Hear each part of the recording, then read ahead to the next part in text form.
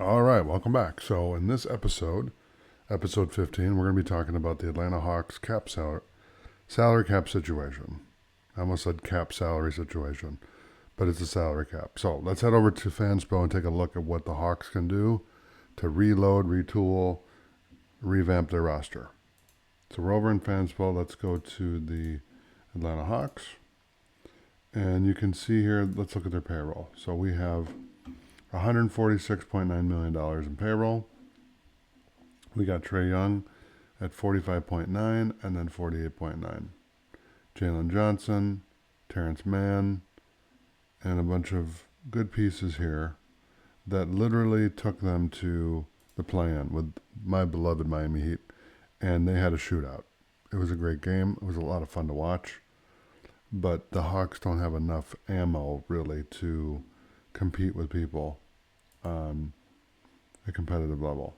So Jalen Johnson, they've given, this big contract to Terrence Mann. So they got a couple players that are making decent money. Okay, but if we look at their payroll, we can see that they have 48 million in cap space, basically. We can re-sign Clint Capella, Karis LeVert, Larry Nance Jr., etc. Okay, so let's do this. We're gonna renounce all these players, and we're gonna do a big move. Okay, so we're gonna go superstar whale watching. We're gonna go whale hunting, and we're gonna catch ourselves a big one. So we got 7 million cap space if we do all those moves. And let me see who's got player options. So team option, team option, team option. So let's clean those up.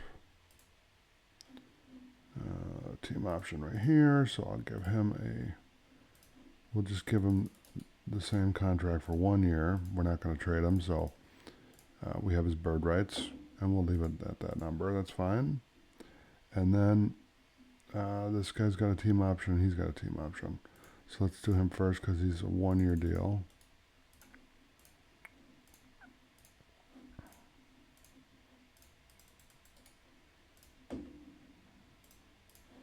Okay, and then this is a team option. So we have him under control for 2 years under a team option. So we're going to keep that 2 year control over him so we can move him if we need to or keep him if he's performing, that kind of thing. So I'm going to save that, and now let's look at our cap sheet and see where we're at. We are at 147 million. Okay, so we have a lot of flexibility. So the big domino is Trae Young. Should we keep him? Should we trade him?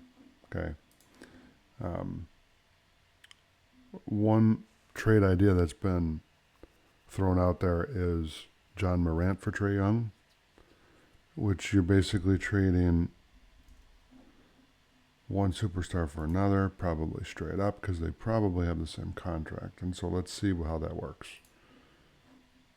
Yep, pretty much the same number. So if I put John Morant here, and we put Trae Young there, hold on, we put Trae Young over here, it works. It's a clean trade. There's not much to it. Okay. We can undo that. Send John Morant back to Memphis. That's really the big move that they can do in terms of like a swap. If we want to add to what we already have, if we want to go get like Kevin Durant, for example, okay. I don't know that he wants to go to Atlanta, but let's just say that he did. He says, sure, I'll go to Atlanta. Okay. So we go to Phoenix, and we need to send out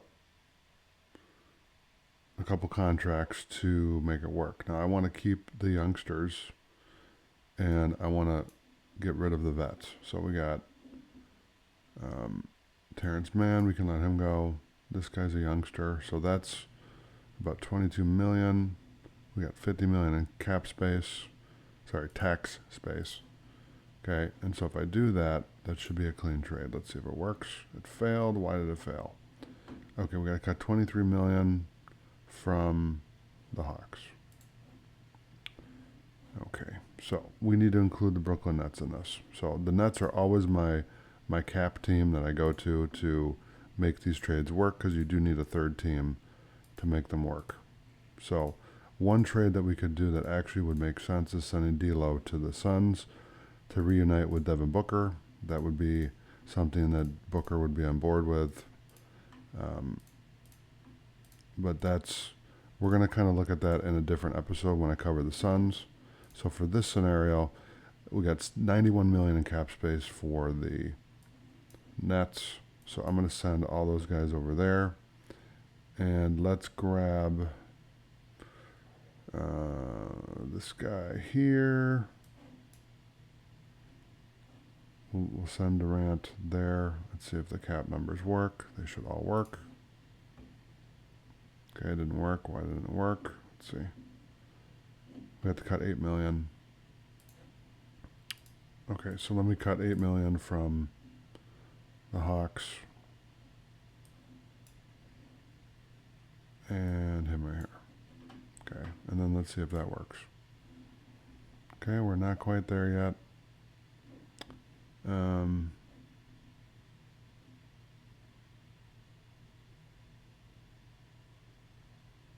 Okay, so one of the players I traded, I think I signed him. Let me see. I have to give him a 3-year deal. Okay, so we're close. Let me see what I need to do here. Sign a trade. So let's give him a 3-year deal. And let's give him a 3-year deal. Okay, so that way we're compliant with the rules. Everything should line up. And success.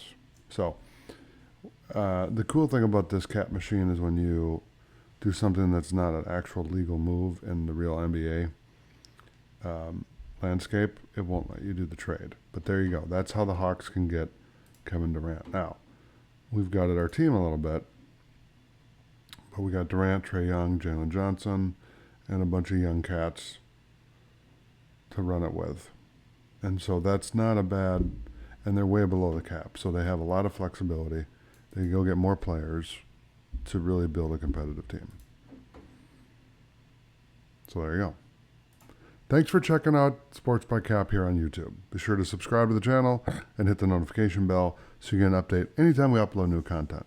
And check out the latest videos from the show right here.